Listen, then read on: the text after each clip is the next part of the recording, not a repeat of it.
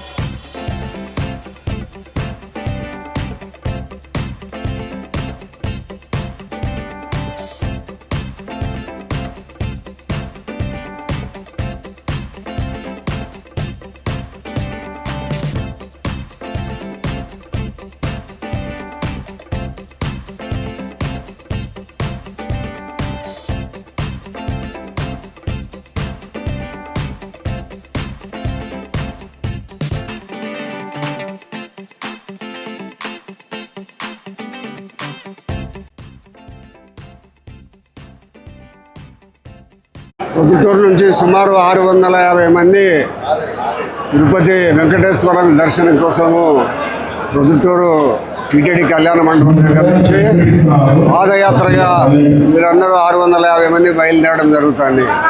మధ్యన కొంతమంది మైదుకురికిలో పోయేటప్పటికి ఇంకొక 100 మంది కూడా కలిసే అవకాశం ఉంది.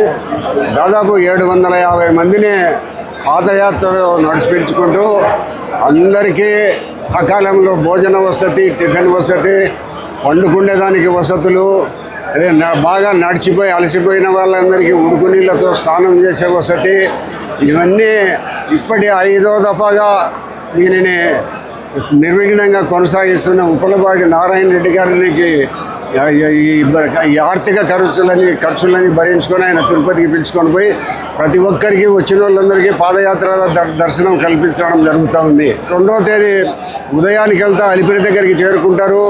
ఆ అలిపిరి దగ్గరికి చేరుకున్న తర్వాత మధ్యాహ్నం అక్కడ 10, 11, 12 గంటలకు భోంచేసి మరి నడక ద్వారా తిరుమలకు రాత్రికంతా అక్కడికి చేరుకుంటారు. మూడవ తేదీన దేవుని దర్శనం చేసుకొని అందరూ ఎవరెంతకు వాళ్ళు తిరుగు ప్రయాణం అయ్యేదంత వసతులు కల్పించడం జరిగింది. నారాయణ రెడ్డిని మనం ప్రత్యేకంగా అభినందించాలి. ఎందుకంటే నారాయణ రెడ్డి కంటే చాలా ఆర్థికంగా బాగా ఉండబడిన వాళ్ళు ఉన్నారు.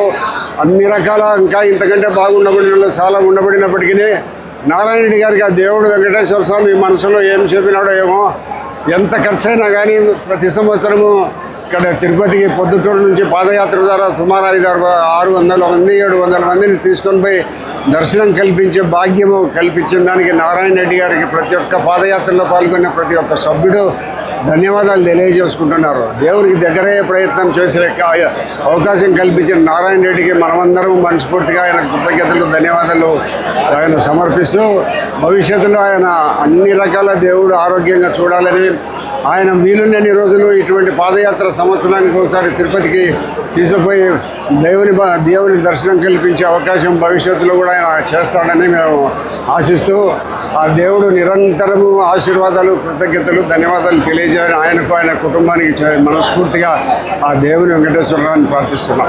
ఈరోజు పాదయాత్ర 5వ సారి. ఈ పాదయాత్ర చేయడానికి దేవుని దయ వల్ల, మన పెద్ద ఆయన దయ వలన పాదయాత్ర 5వ సారి కొనసాగడం జరుగుతుంది. భక్తులందరూ రావడం మాకు ఎంతో ఆశ్చర్యంగా ఉంది. భక్తులు మేము పెట్టడం గొప్ప కాదు, భక్తులు రావడం మనకు చాలా గొప్పగా ఉంది. ప్రతి సంవత్సరము వాళ్ళకి కావాల్సిన వసతులు తీసుకొని ఈ రోజు నుంచి 2వ తేదీ అల్పిరి పాదాల దగ్గరికి చేరుతాము.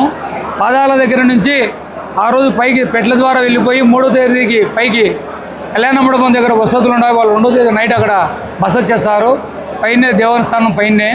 తర్వాత 3వ తేదీ మన పెద్ద ఆధ్వర్యంలో అందరూ దర్శనాలు చూపించుకొని వాళ్ళ వసతుల ప్రకారం వాళ్ళ ప్రయాణం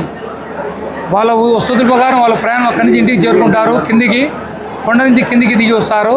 కావున ఈ అవకాశం నాకు కల్పించేందుకు ప్రతి ఒక్క భక్తులకు మా పెద్ద ఆయనకు ధన్యవాదాలు తెలియజేసుకుంటున్నాను.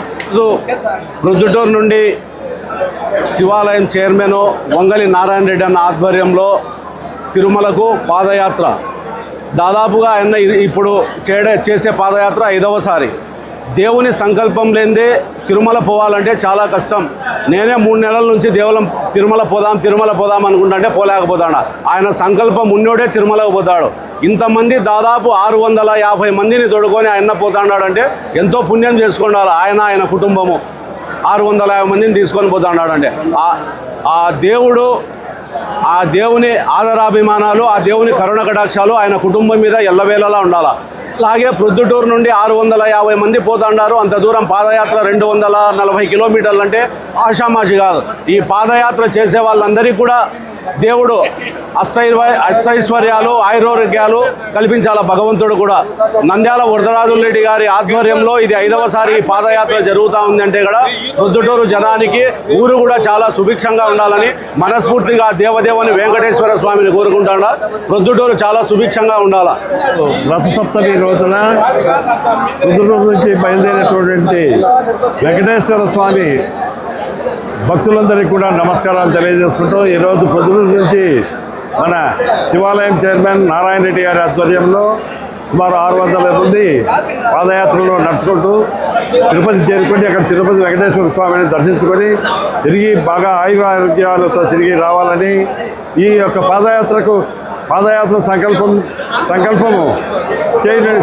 సంకల్పంతో నారాయణ రెడ్డి గారు వీళ్ళందరినీ కూడా ప్రోత్సహించి ఈ పాదయాత్రలో పిలుచుకొని పోయినటువంటి నారాయణ రెడ్డి గారికి కూడా సుఖ సంతోషాలతో ఆరోగ్యాలతో ఉండాలని చెప్పి కోరుకుంటూ సెలవు తీసుకుంటున్నాను.